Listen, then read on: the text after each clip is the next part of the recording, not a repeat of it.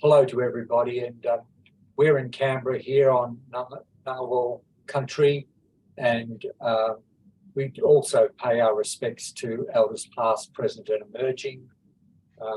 Thank you to everybody for making the time late on a Thursday afternoon, and particularly our presenters. The three presenters are Ron Briggs, Esmai, Manahan and Dennis.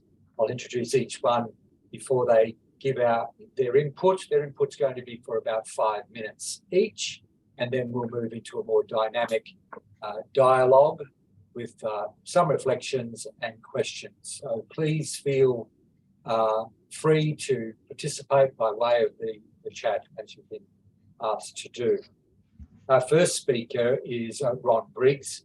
He's a Yorta Yorta from Ulupna clan, that's near Shepparton. He's a senior Aboriginal cultural advisor at Good Shepherd, Australia and New Zealand. He's worked for about 25 years in men's health and co-facilitated a drug and alcohol program with the Victorian justice system. He's also sat on boards of governance for the Victorian Aboriginal Health Service and other numerous committees in the health and well-being of the Melbourne Aboriginal community. Now, Ron has already been recognised with an award in 2016, the Reg Blow Reconciliation Award from the City of Willacy. So, without any further ado, I'd like to hand over to Ron, who is going to talk about, in a sense, what reconciliation in Australia means for him. Can you hear me, everybody?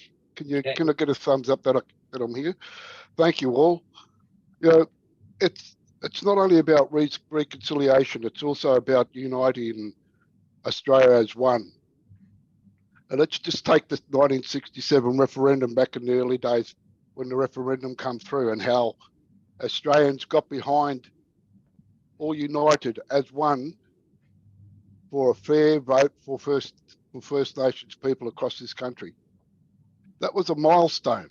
And from an Indigenous point of view, that was a stepping stone for better life expectancy for our people. That was just phase one. Phase one was able to be recognised as a human being and not as fauna, and to be able to be embedded into the, be able to vote. Those were important avenues for our people. Yes, a long way since then, but we've got to remember that back in 1967 and earlier, back in the 1930s, our people then, when they set up the first movement of Aboriginal rights movement, was for a voice into Parliament. That was back in the late 1830s, and that was done in Sydney. And from then, so that was nearly 100 years ago now.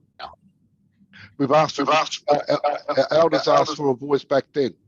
This time round, since 1967 referendum, we've come a long way in uniting. We've come, our First Nations people across this land and the waters have all brought their culture, their knowledge, their experience to broaden and to upskill our counterparts, our non-Aboriginal colleagues around the importance of culture when it comes to First Nations people. Again, let's go to the one of the Royal Commission, the Aboriginal Deaths in Custody. That was one of the main things, and we back in the 1980s when the Royal Commission came through, the finalised commission come through back in 1991, where it's been 37 years ago. 3 out of that recommendation, 337 recommendations come through, right, were made. Again, that hasn't been embedded into the system for that to be managed. Since then, over 500 people, First Nations people, Aboriginal and Torres Strait Island people, have died in police custody at various levels. In custody, 300 something in the actual custody, 100 and something within police cells, and the others in youth justice system. again, so what's happened here? We've had to come. We've got the reasons why this is because no one has involved community members within the process of what's best practice for our people. And what is best practice for our people is number one tool, which we all know, is the cultural input of culture embedded within in any program you put together. And that can only be done by First Nations people. Another concern for me, and I'm sure we're all aware, is our kids in out-of-home care. Our kids in out-of-home care is not getting any better, it's getting a lot higher.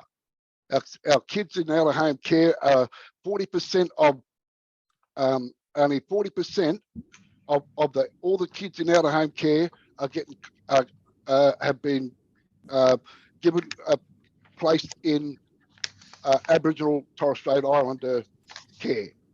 The others are missing out on their culture, their unity, their justice, and the things that they need most perfectly in life around the well-being of their health and around their health and well-being.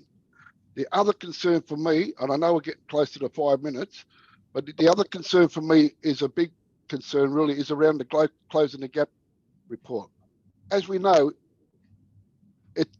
some of us in the early days looked at that and it was deemed to fail, so to speak. Why? Again, because there was no First Nations input into any of the programs or any of the funding advice around money. It was being poured into other services, but not into First Nations people's services to these. And again, culture is the main thing that needs to be embedded to strengthen that healing process for our people, and that can only be done by First Nations people. So we hear a lot of things around the voice at this stage, and please, you know, there's a lot of stuff around the no vote and that you've been hearing, but please understand, here in Victoria, from my point of view, a lot of us are sitting back. We're not saying nothing, but we know we're waiting for the. But we know that walking alongside with our non-Aboriginal brothers and sisters, that we have united to come. We have moved a long way to get to where we are today, and we have united on that. So I know when the time comes for the vote, that lots of us are going to put our heads, thinking heads there, and vote the right way, because without that vote, yes, we need that vote, yes, to bring all these problems to the table. And how long do we have to wait before we take it to the table if we get a no vote? How many more people are going to be traumatized before we start acting? And we've had some good people alongside us trying to make sure that for change and change for the good, because this will unite Australia. We don't want to separate. We don't want to.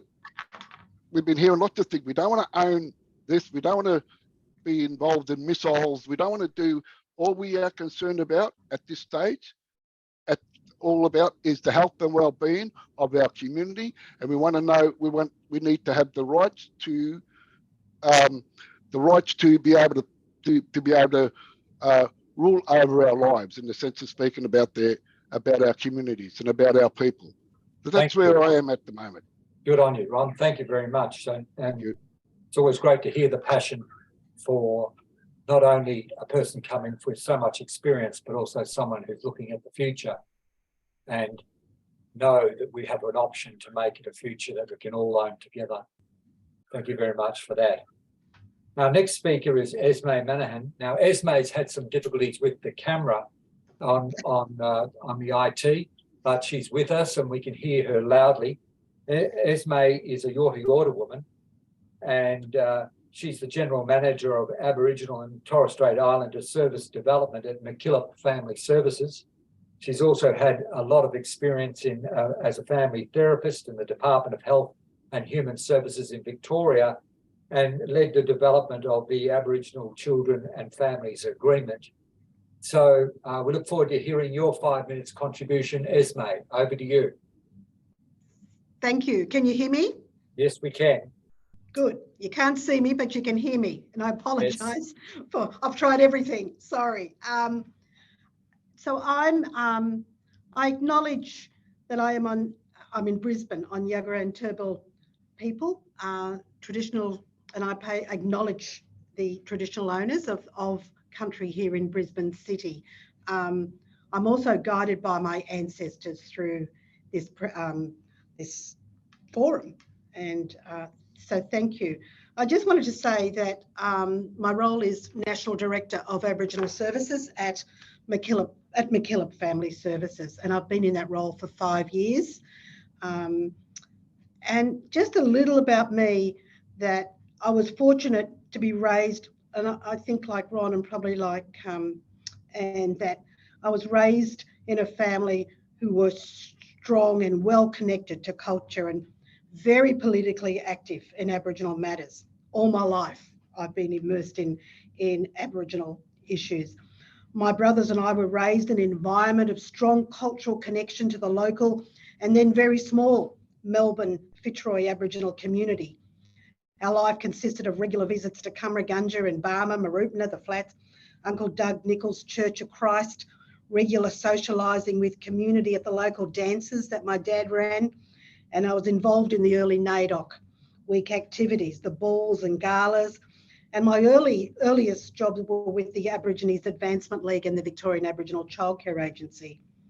But I particularly recall our family involvement in the 1967 referendum, where Aboriginal people were, it was about Aboriginal people being included in the census count and being counted as Australians. The lead up to the 1967 referendum involved gaining signatures from Australians on petitions that went to Parliament demanding a referendum. Thousands and thousands of Australians, everyday Australians, supported the need for a referendum. And the vote at the actual referendum in 1967 was well over 90% in support. And of course it passed. There was unanimous support from both political parties, something that we don't see now for this up and coming referendum.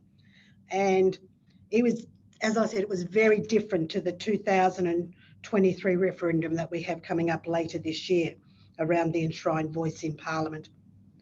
So I'm so blessed to have been involved in community all my life, and I'm grounded by the many, many experiences, including attending Fakatsi conferences with my mother and father every Easter in Canberra, being a part of the Aboriginal Tent Embassy. And so how many minutes have I got? So why I'm so passionate about this referendum and the yes vote, because I believe it's time for change. And I stand firm as an Aboriginal woman, respectfully acknowledging the differences of opinion across the whole of Australia and our communities, but we need change. We need treaty. We as a people have waited long enough to be heard, to reclaim our rights to Aboriginal self-determination. And that's why I am very supportive of the enshrined voice in Parliament and of the up and coming referendum around constitutional recognition. Thank you, Esmai. Thanks very much. It's great to hear the connection to so many other important stages in the recognition process that goes all the way back to your childhood and the contribution of your parents. I think those things are really important because we are, all of us, working on the shoulders of others.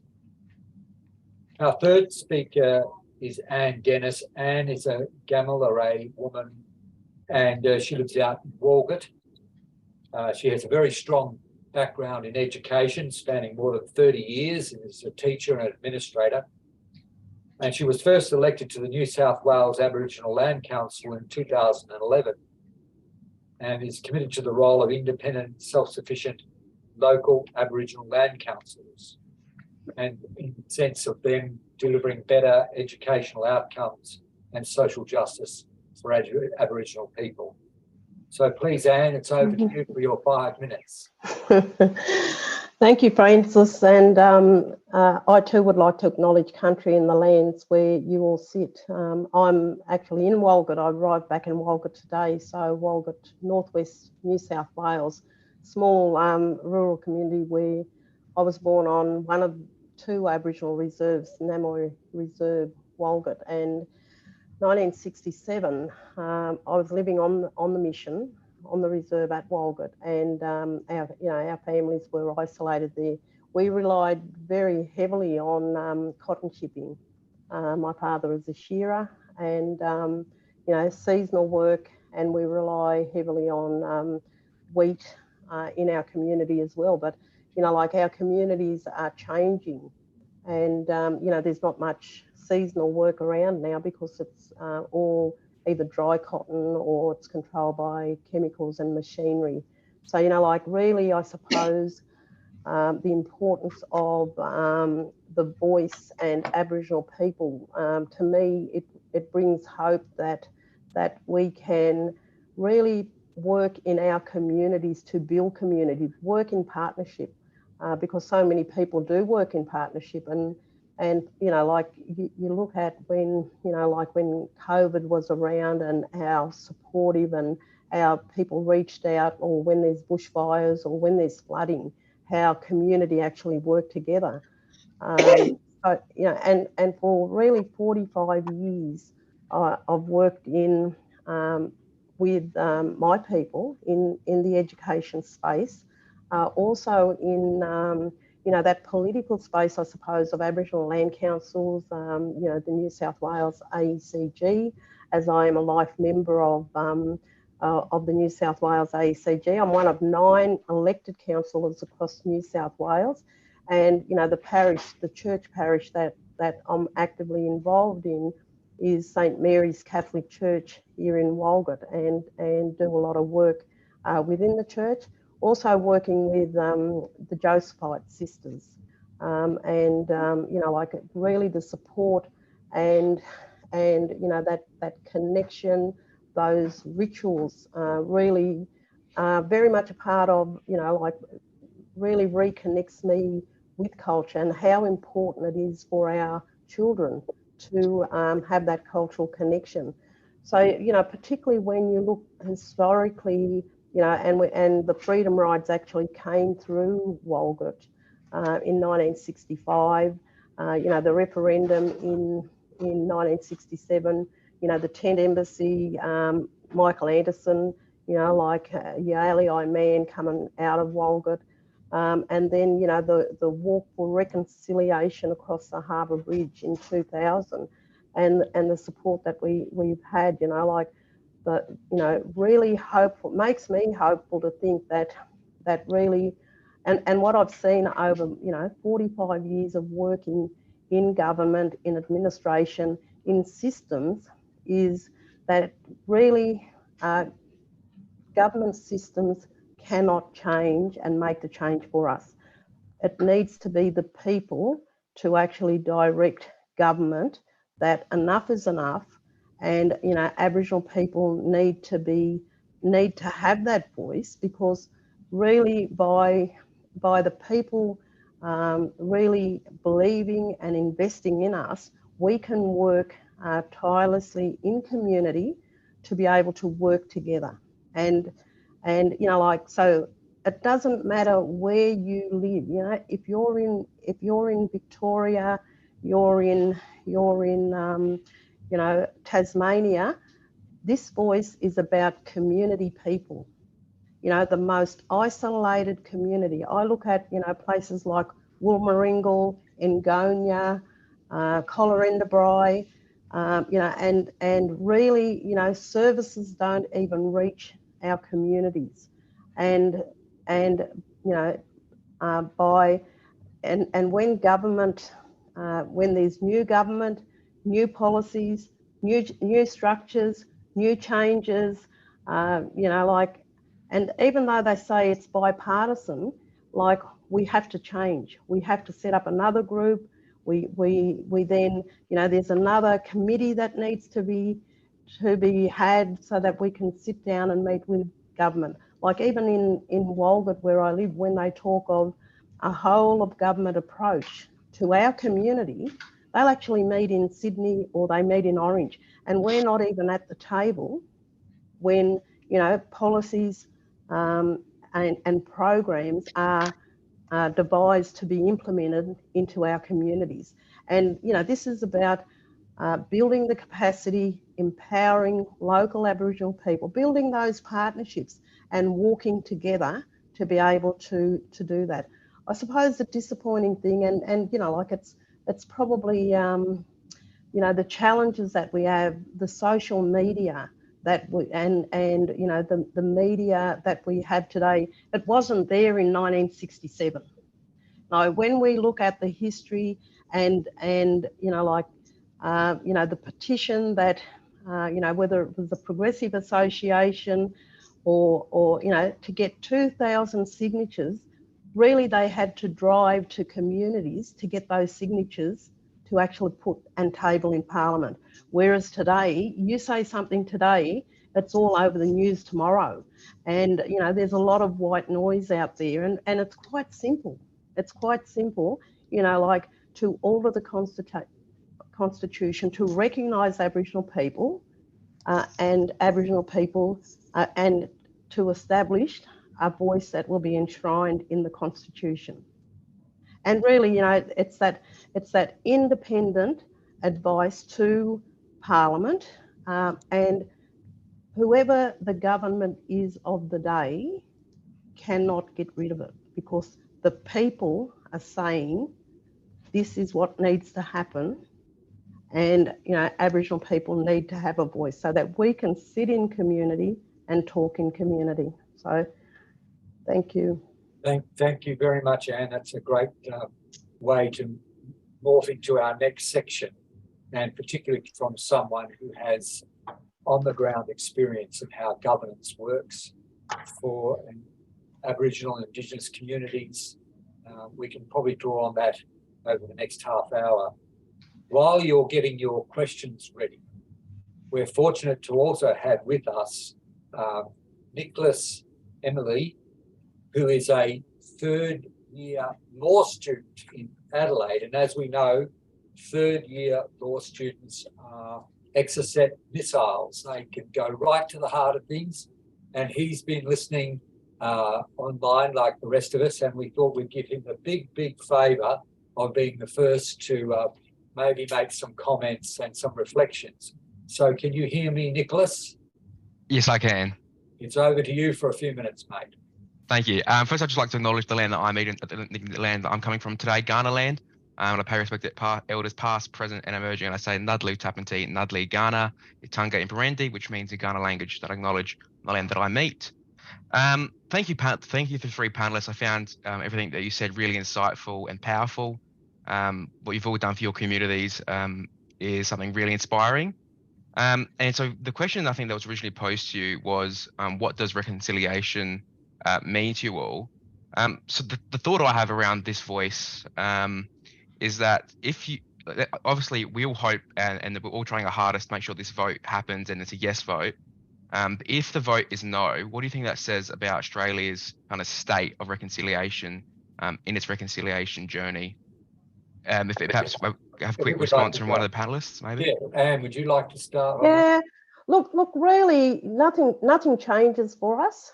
You know, we like I will continue to work, and you know, the many people that actually work with me, you know, the many people in the church, the many people across government organisations.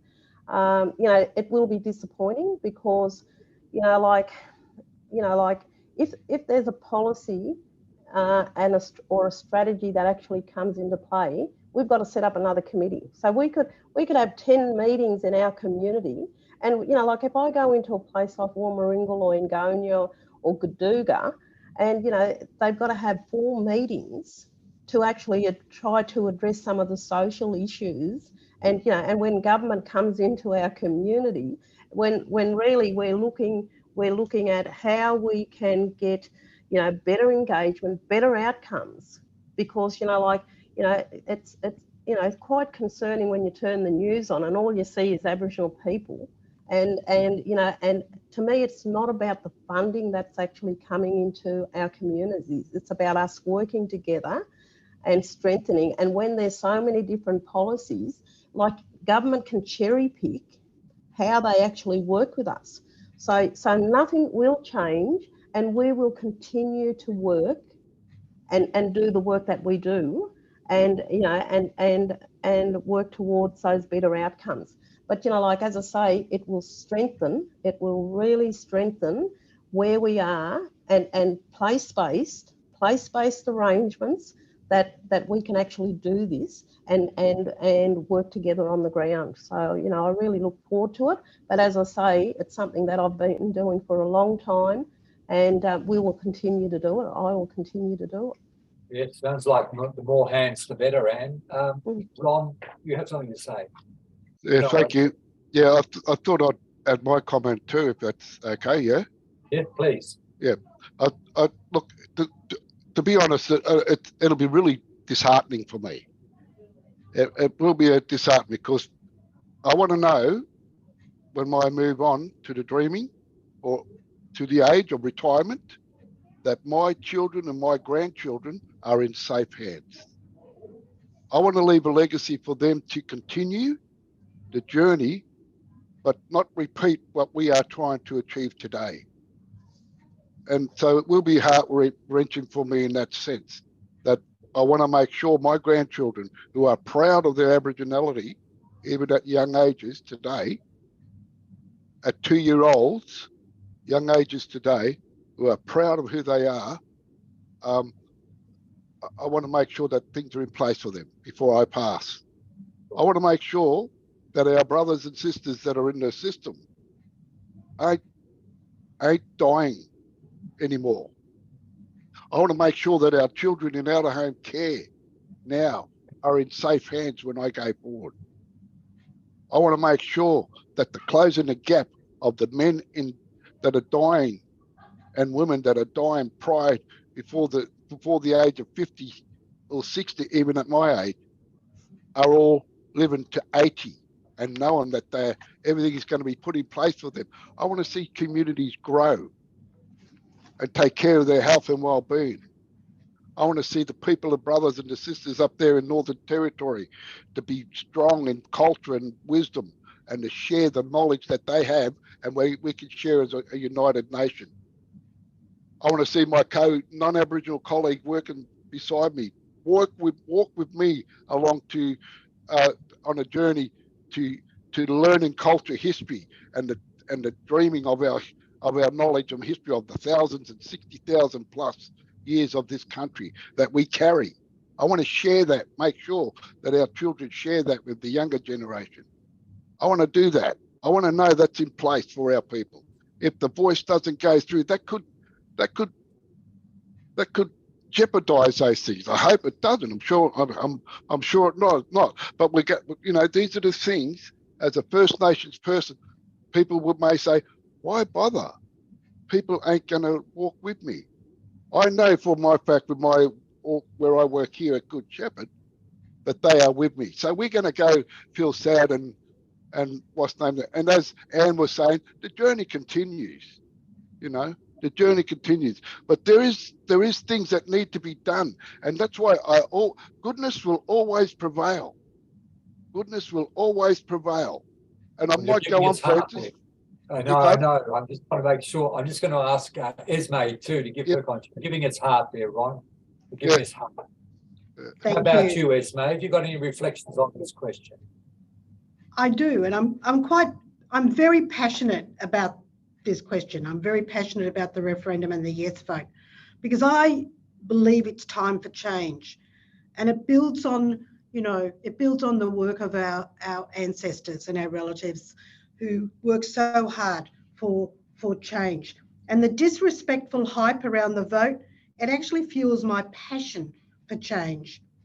But sadly, the racial hatred that's building across this nation, and that has been fueled by social media, by our politicians, by media, is quite disturbing, particularly for Aboriginal people in communities when it's about better outcomes and better lives. So right now there's a number of myths and misconceptions in circulation about the voice, but causing so much confusion around people who are interested. And I'm proud to associate with the Yes campaign, and along with many Aboriginal and non-Aboriginal organisations and people right across this country who support the Yes vote. And voting yes means supporting an aspiration put forward by Aboriginal and Torres Strait Islander people over decades. This is not a recent thing. This has come from decades. And accepting a proposal backed by many Aboriginal and Torres Strait Islander people. The call for voice did not come from politicians. Thanks very much, Esmai. Nicolas, do you have another question before I move to some of the ones on the chat? Just briefly, so as a young person myself, I wonder from the panels who have a lot of expertise in community, have a lot of knowledge with you, a lot of power in your words, what role do you think young people, Indigenous and non-Indigenous, as allies to the Yes campaign have? What role do you think young people need to do to make sure that this Yes vote goes up and that they can be allies to the Yes vote? I think the young people are probably the most risk takers in looking at what it actually means in community. I think really young people need to get onto the role. It's definitely will be history making, because like I was 7 when the previous referendum. So there, after this one, there, in my lifetime, there won't be another referendum that I'll actually go through, because, I'll be gone. So whether you're on the right side of history or the wrong side of history, and people can remember, what the 67 referendum meant to them. But really, it's the young people who probably are more knowledgeable around what it actually means and having to look at it. And, and I suppose there's a little bit more of, those education tools where, whether it's through NAIDOC, because NAIDOC come around in 1938, the first poster came in 1972. And, there was no poster in 73 and 75, and they say, well, why wasn't there a poster? But if you look at the history, what was happening in 73 and 75, the sacking of Whitlam.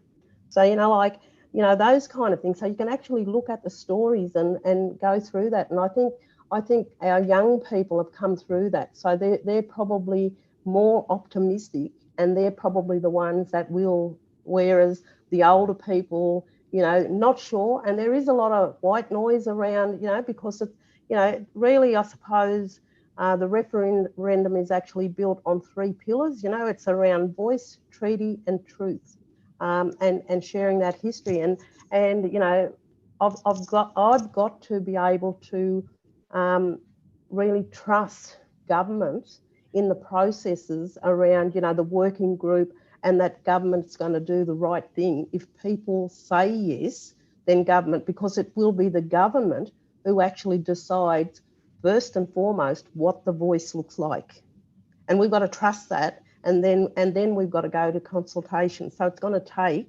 a little while, even if the yes vote does get up. But young people, most definitely, most important. Thank you. Thanks, Anne. Maybe Ron, you might like to answer the next question that's come through the chat. And Esmai, feel free to follow up. A lot of people everywhere are concerned that they don't feel they've got enough information to make a decision. I mean, some of us, as they say, are in the bubble. We know plenty. We've talked and worked with people for a long time. We understand the history. We understand the pain as best we can. And but for a lot of people, this is new. And at the moment, a number of people on the chat are even saying, where can we get information in order to make an informed decision. What would you say to that, Ron? Oh, well, you're not alone. You know, this is due to our First Nations people too. This is a first across the country in the sense of speaking. Those that were born after 67 didn't know anything about the referendum them days. They weren't born when the changes were coming back then. So this is all a new process for everybody. And it's you know, we've been hearing a lot of stuff in the past about and you're saying yourself there, Francis, that a lot of the people are saying we know about the history, we know about the past, we know about this and that and the trauma, etc. That's why we all need to come, and we need to start coming together to say yes to this campaign. This is why, because we know of the past, but making things that are happening now, what didn't work and why it should be working, what should be working now.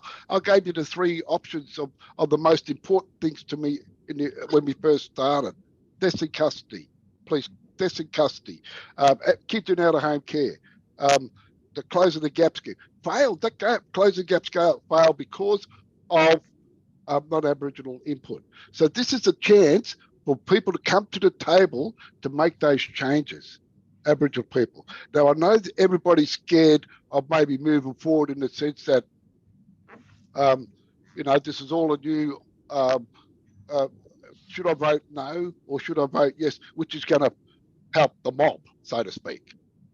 If you vote no, that's not going to help us.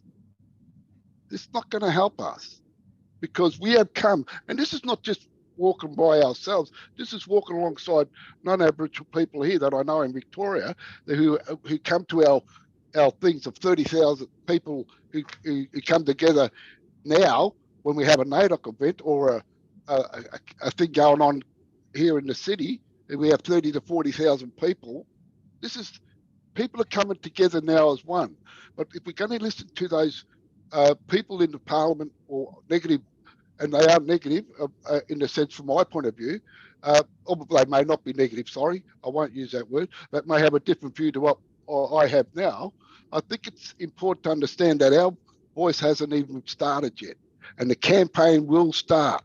But as an Aboriginal person, I know from my point of view that we here in Victoria, and I'm sure other states, are voting yes. Good on you. Because of the movement. Yeah. Thanks, Ron. Esmai, have you got a response there? I just wanted to go back to what Nicolas asked about young people, and just to say that young people are our future. And I have a strong faith and belief in our young people, both Aboriginal and non-Aboriginal people. Given our history, remember it was our youth. It was the youth that led the freedom riders throughout outback New South Wales back in the 60s that opened up, you know, swimming pools and pitch theatres, and I'm sure you remembered that. So it was the university students. I do have a lot of faith in our young people. I always say they are our future. And I just wanted to say that that a voice of Parliament will give Aboriginal communities a way to help inform policy and legal decisions that impact their lives directly, impact our lives directly. And giving people a say will just lead to more effective results. It's around Aboriginal self-determination, and this will lead to treaty. And I'm very passionate about treaty as well. And we've already started the process in Victoria about treaty, but we need a national treaty. So, yeah, thank you. Thanks, Esmai. I'm sure the Prime Minister sort of chokes on his breakfast when he hears the word treaty, but that's something. And you would like to make a comment? Francis, I just wanted to say, you know, like when it comes to voting on the referendum, like people, you know, like historically, it's not successful. So, you know, like when we look at, you know, 44 referendums being put forward, only 8 has actually got through, you know, to be passed. And really the 1967 was the only one about people and the social conditions around Aboriginal people, because, you know, like it was about, you know, the previous ones were about state debt and the retirement of judges and things like that. So really, you know, like people are, if people don't know what the information's about, and if people are actually relying on what's on the news or what's on television, really, you know, like, and then in the mix, you know, what people are dealing with today around the economy, the cost of living, you know, health services, a shortage of staff. There's so many other things that actually impact on the people's lives. And you actually turn on the news and say, well, we're going to be treating one lot of people in Australia different to everybody else. And that's not the case, because this is about how we actually work in community. You know, instead of having 10 policies, you know, like government's going to have to stop and say, you know, like one, and you can't change it every time a new government come in. So, you know, it's going to be more set in the sense that government's going to have to work out how better, you know, how best they work with communities, and we will be empowered to work in communities with local government, with organisations, to be able to get better outcomes and maximise outcomes for our people. So that's, you know, that's the main thing. Thanks, Anne. This question is for all three of you. We'll go around. We might start this time with Esmai. And I think we all need to be reminded of this. A referendum is different to a general election. Yep. In a general election, we have major political parties that organise our vote. They organise the information we receive. They actually help mobilise supporters. In a referendum, the first challenge is to get out the vote, is to make sure that the people that are going to vote the way you want them to vote, vote. And it's much more like what you see in the United States. And we've already heard one of the questions that people are asking is, do we have the information? The second thing, of course, is that we have a very strong story that's been told about why a voice to Parliament is important. And in some cases, it's been argued strongly that it's essential. So, starting with you, Esmai, yep. What do you think is going to be the best practical ways in which we can get, one, the message to people, and two, encourage them to vote in yes?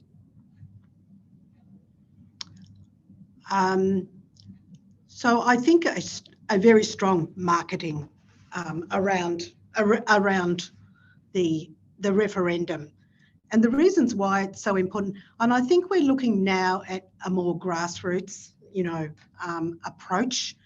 I think it's got to come from the local Aboriginal communities, people talking about what it means for us in, you know, to have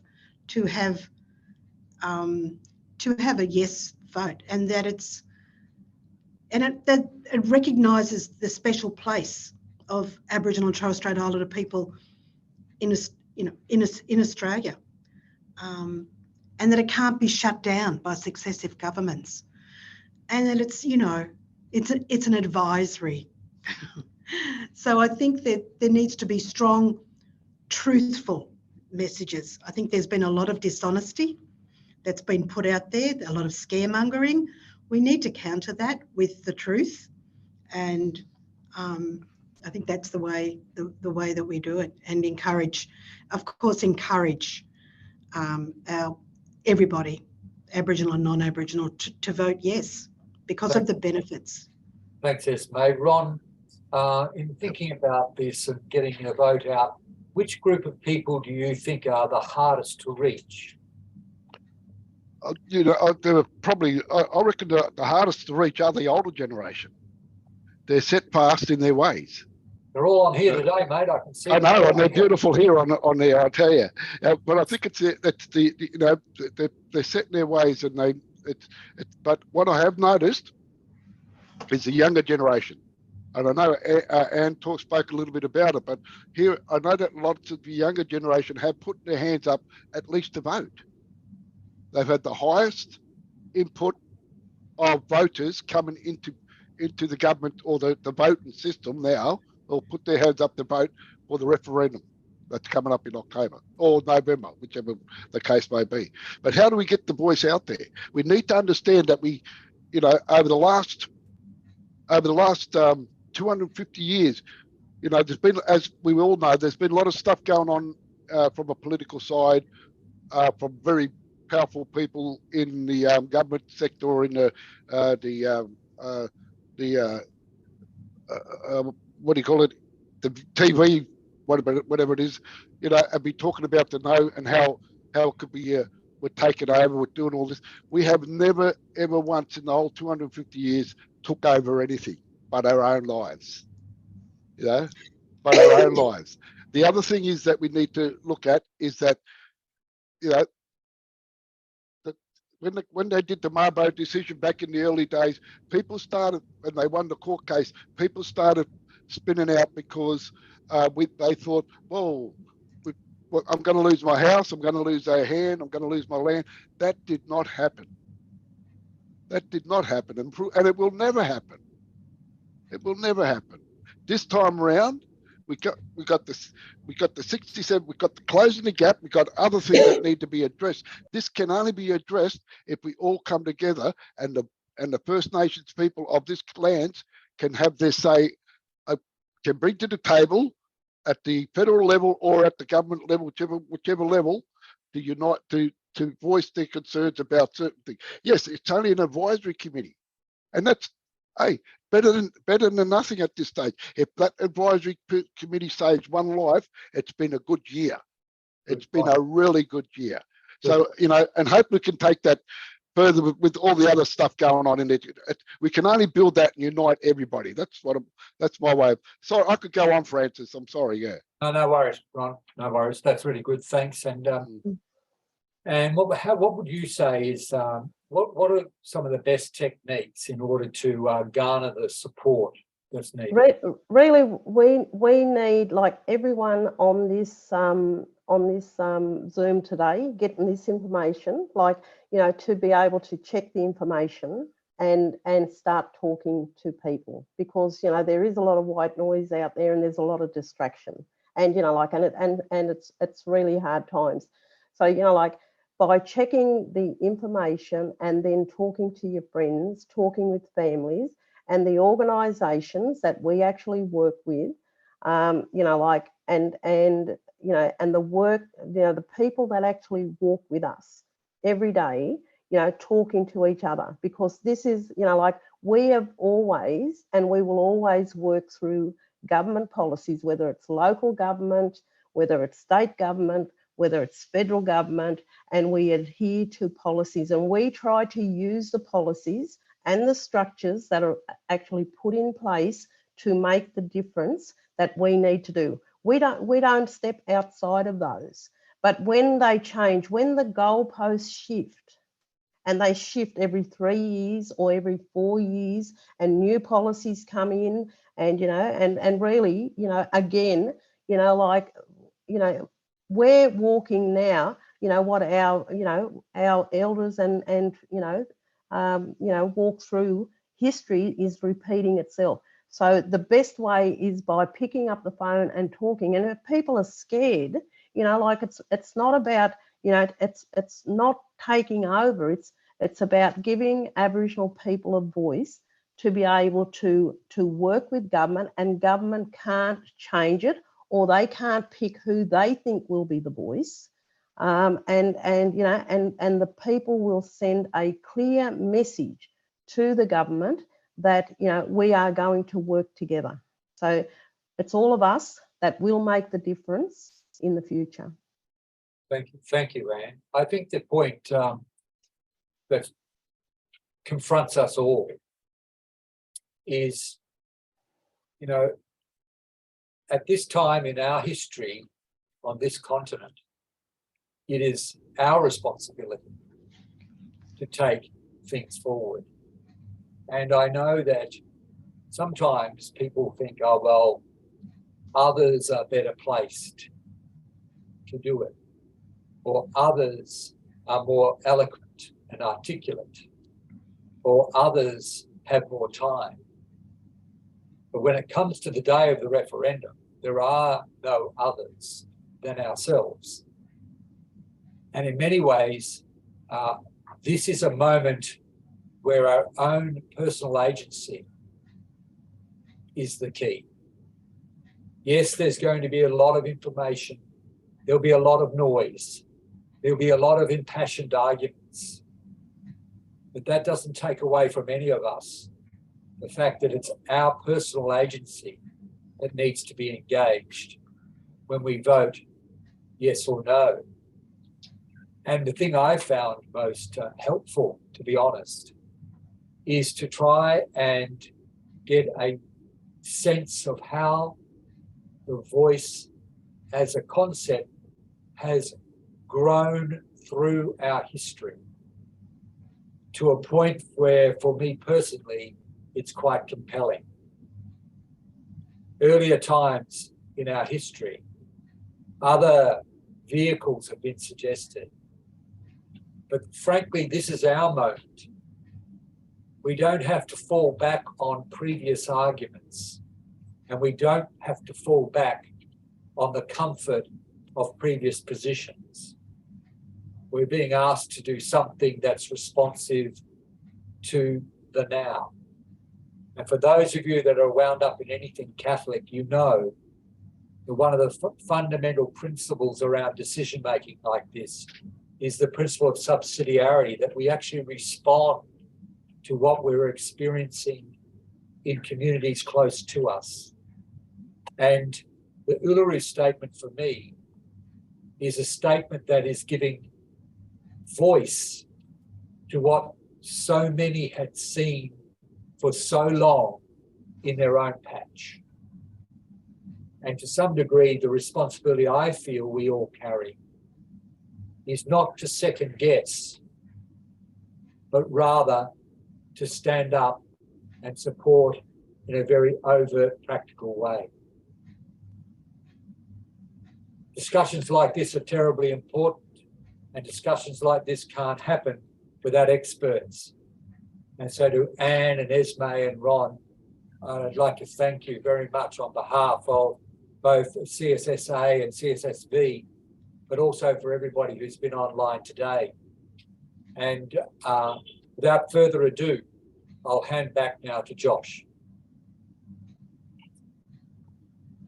Well, it's always terrible with Zoom that we can't sort of clap, but I just give that, a bit of a clap. Everyone here, it's the silent Zoom clap. Thanks so much to all of you. Thank you, Francis, for moderating that discussion, pulling the questions that have sort of come through the chat. And thanks to our panelists. Wonderful reflections. And yeah, Josh, I just wanted to say something before we cut the thing. I just want to acknowledge the organisation, MacKillop Family Services, who I work for, who have taken a really strong position on this. And I'm very proud to be associated and work for an organisation like MacKillop Family Services for their strong position through the board and through our leadership, our strong leadership at MacKillop. Thanks, Esmai. I think that's a great segue into where do we go from here, and as Francis kind of wrapped it up, but where are we having these discussions? You all have been on this. I guess we've had 3 webinars. We've had hundreds of people across the three series, and we hope that they've been useful to you. Hope it's helped with your own personal discernment, and really, it's good to spark the conversation in your own place with your own people in your own way. And there are resources to help, and we'll send round a few, but particularly the National Aboriginal and Torres Strait Islander Catholic Council have developed a conversation guide to help people reflect and think through what the referendum is, as we hope this webinar has contributed to.